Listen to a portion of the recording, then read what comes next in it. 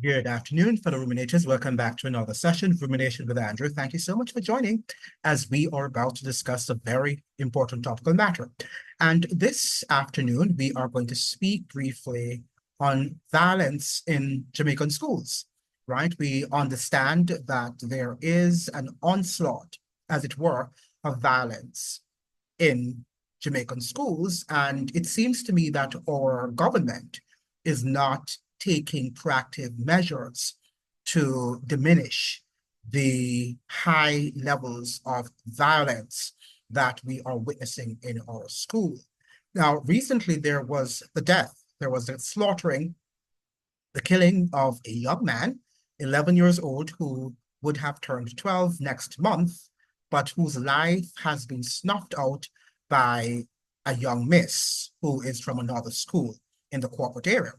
There seems to have been a conflict between both young people, and the young miss decided that she would take out a plastic comb that seemed to have an iron metallic end, and she used that metal from the end of the comb, and she pounded it into the guy's chest. It seemed that it, fractured, or it must have done something to his, not sure if it's his heart or something, his inner organ, but something happened and the young man died. Now, I understand that they lifted him up and they took him to the hospital.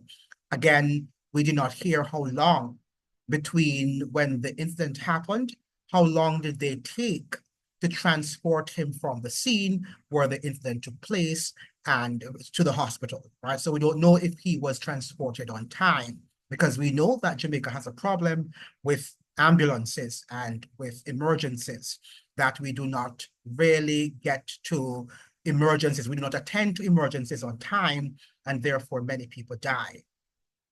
Jamaica is a very dangerous place in which to live. We don't value life. We don't value life. We more, believe in entertainment, and we don't think that life is a precious jewel. And let me just say here categorically, and I want to be clear here, that one of the signs, one of the measures that one can look at to decide for whether or not a nation is good or it's evil, is our treatment of young children. Jamaica has not been a good steward of protecting our young children, and it is really an emergency at this moment. If you look at TikTok, those of us who search sometimes on TikTok, the Jamaican algorithm, the section on TikTok that deals with Jamaica, most of the news coming out of Jamaica is rather sad, is rather despondent.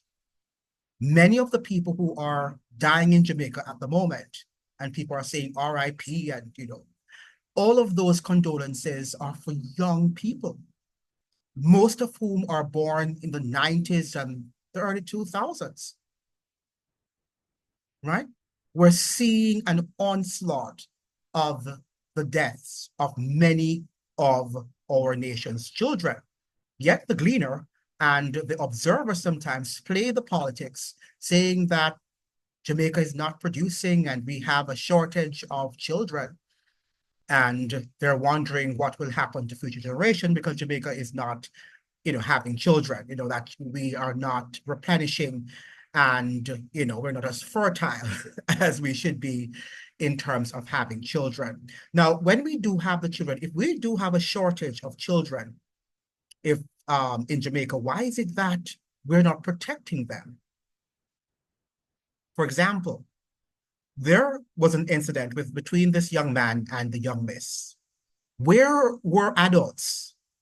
Where are the adults in the room? Didn't they see that there was some sort of conflict, that it was getting physical, and that they should have separated them?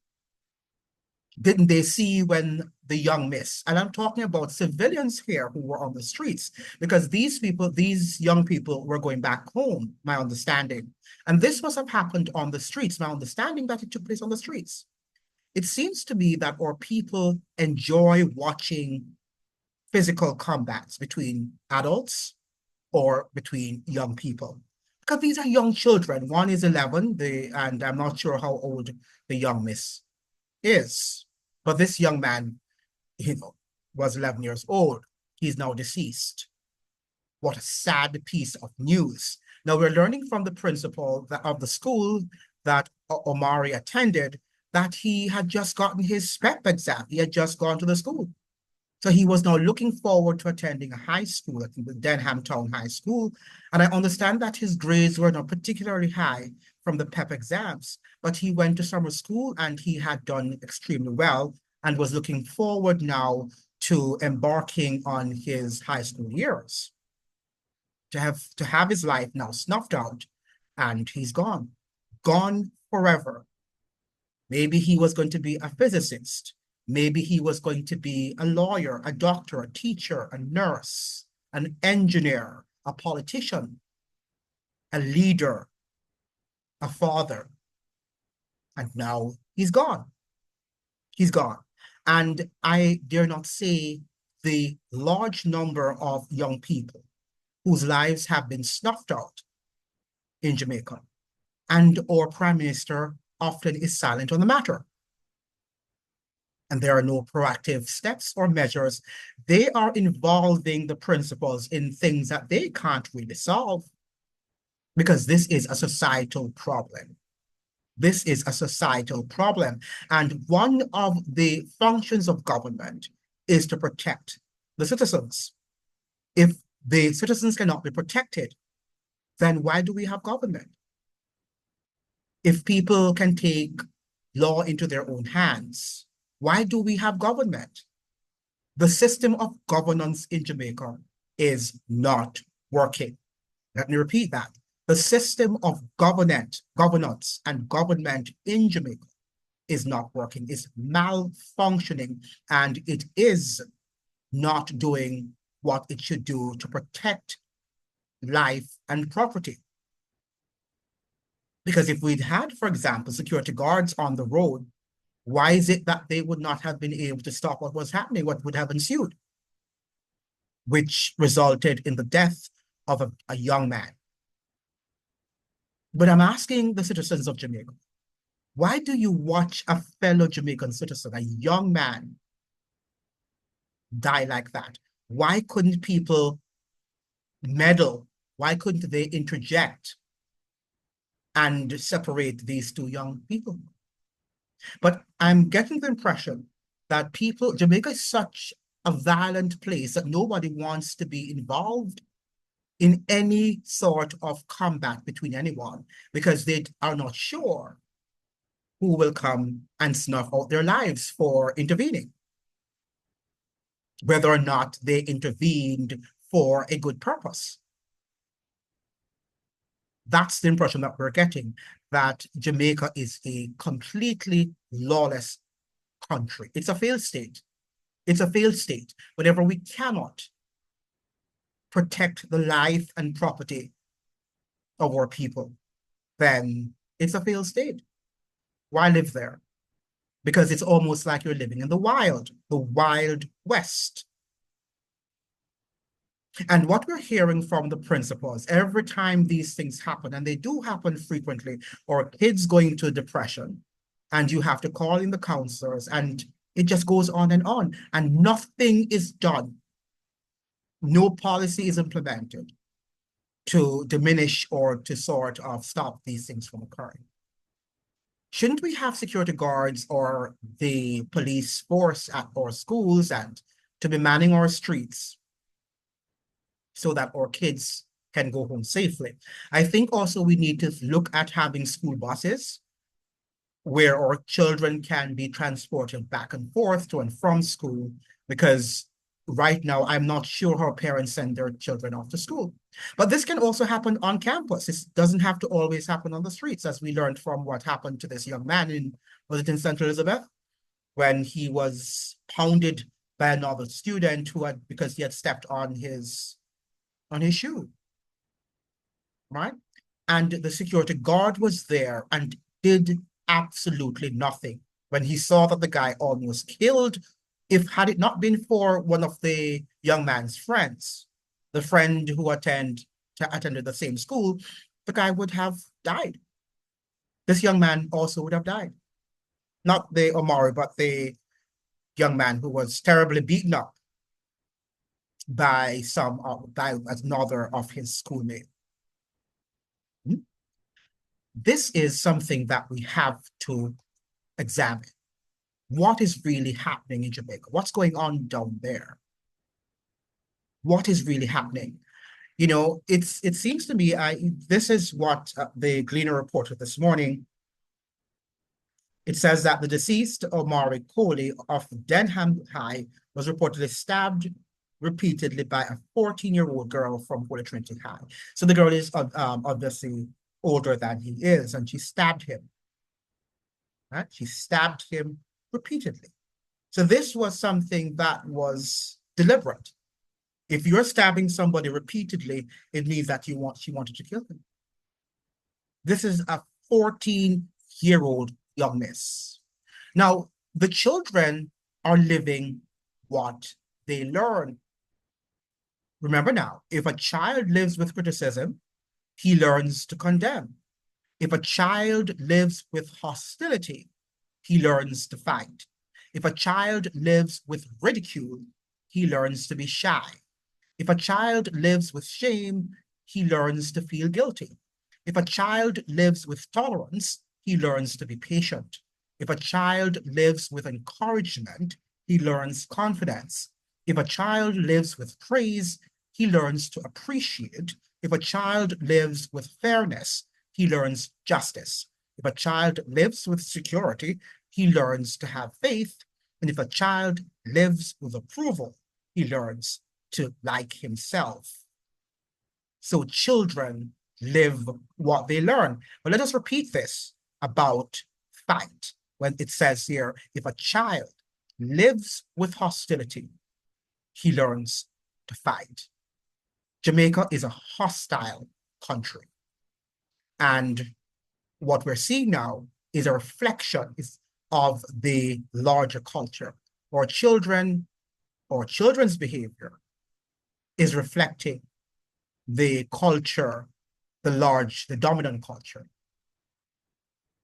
And they see that adults do not know how to resolve their conflicts.